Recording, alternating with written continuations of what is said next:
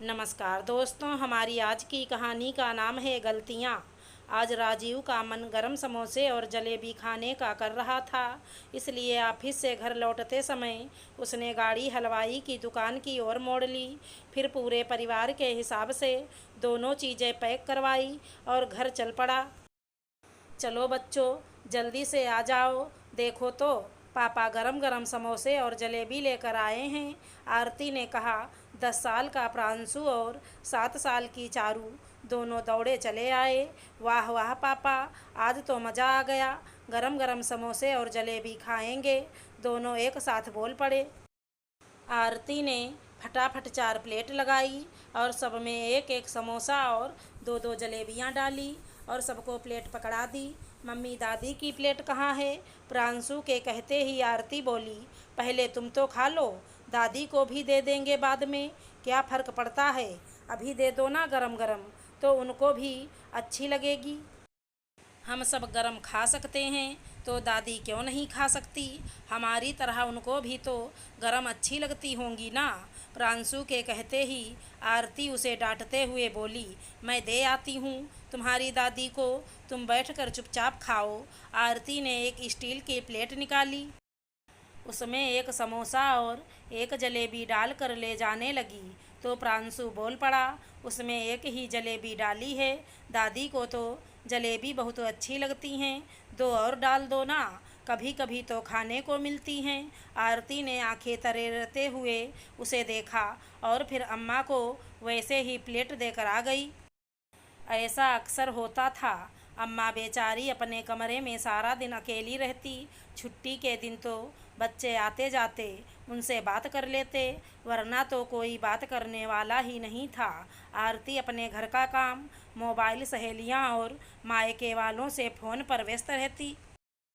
फिर kitty party, beauty parlour और क्लबों की मीटिंग में भी उसका वक्त निकल जाता।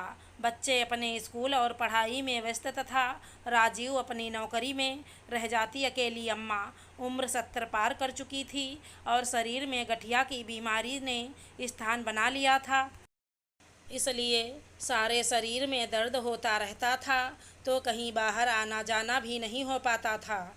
एक मजबूर जीवन जी रही थी। ऑफिस से लौटकर राजीव कुछ देर माँ से बातचीत करता, उसकी तबीयत पूछता और फिर अपने कमरे में चला जाता। फिर पति पत्नी बच्चे सबका खाना पीना चलता रहता। अम्मा का खाना उसके कमरे में ही पहुंचा दिया जाता। उसे तो पता भी नहीं चलता कि घर में क्या बना है, जो कुछ उसकी प्लेट में डाला जाता उसे ही चुपचाप खा लेती। उस दिन आरती ने प्लेट में उनका खाना परोसकर प्रांशु को पकड़ाते हुए कहा, जाओ अम्मा को दे आओ।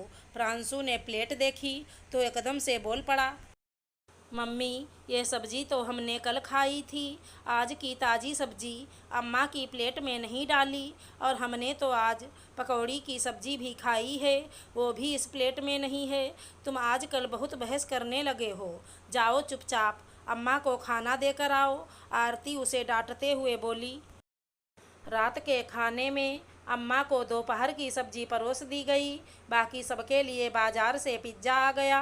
प्रांशु दादी के पास गया और पूछा, अम्मा आप पिज्ज़ा खाओगी? अम्मा की आंखें तरल हो आईं, बोली, वो कैसा होता है स्वाद में, मैंने तो कभी नहीं खाया। प्रांशु अपनी प्लेट में से एक टुकड़ा अम्मा की प्लेट में डालकर बोला, अभी खाकर देखो, अच्छा लगेगा। अम्मा धीरे धीरे पिज्ज़ा खाने लगीं। पहले तो कुछ अजीब सा स्वाद आया, लेकिन फिर उन्हें अच्छा लगने लगा। और खाओगी दूँ?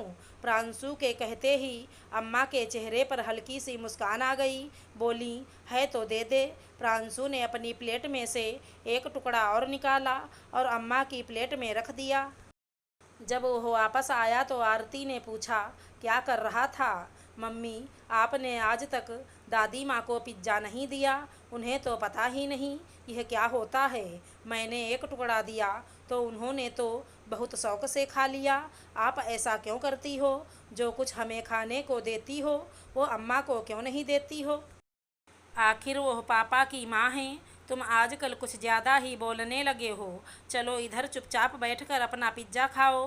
बूढ़े लोगों से ऐसी चीज़ें नहीं खाई जाती, ना उन्हें उनका स्वाद अच्छा लगता है, इसलिए मैं अम्मा को नहीं देती। उनका पेट खराब हो गया या बीमार हो गई तो क्या तुम इलाज कराओगे? मुझे ही संभालना पड़ेगा ना। तुम अपनी ज़्यादा समझदारी मत दिखाया करो, कहकर आरती ने प्रांशु को डपट दिया। राजीव ने भी कोई प्रतिक्रिया व्यक्त नहीं की, चुपचाप अपना खाना खाता रहा। एक दिन बच्चों ने राजीव और आरती से कहकर बाहर से खाने का ऑर्डर किया। उन्होंने पिज्ज़ा, नूडल्स, गार्लिक ब्रेड और भी एक दो चीज़ें मंगवा ली।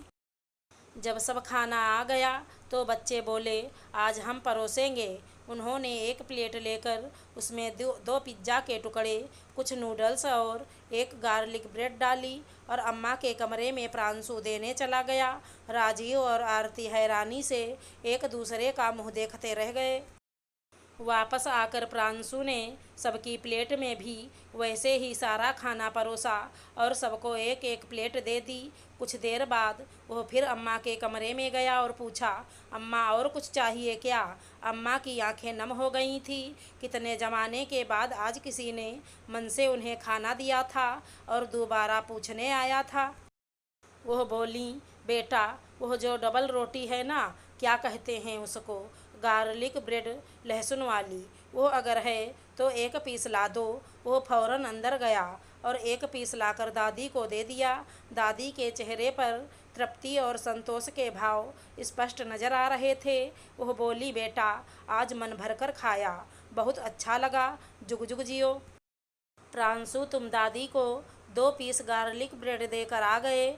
मैंने तो उनके लिए मंगवाई ही नहीं थी। दोपहर की खिचड़ी पड़ी थी, अम्मा को वहीं देनी थी। ये चीज़ें उनसे थोड़ी खाई जाती हैं। अब मुझे खानी है तो मम्मी, आप नूडल्स और पिज्ज़ा खा लो। गार्लिक ब्रेड नहीं खाई तो क्या हो गया? दादी को भी तो तुम कितनी बार एक सब्जी देती हो, दूसरी देती ही नहीं हो। वो कभी कुछ कहती हैं क्या आपको? फिर आप क्यों शिकायत कर रही हो?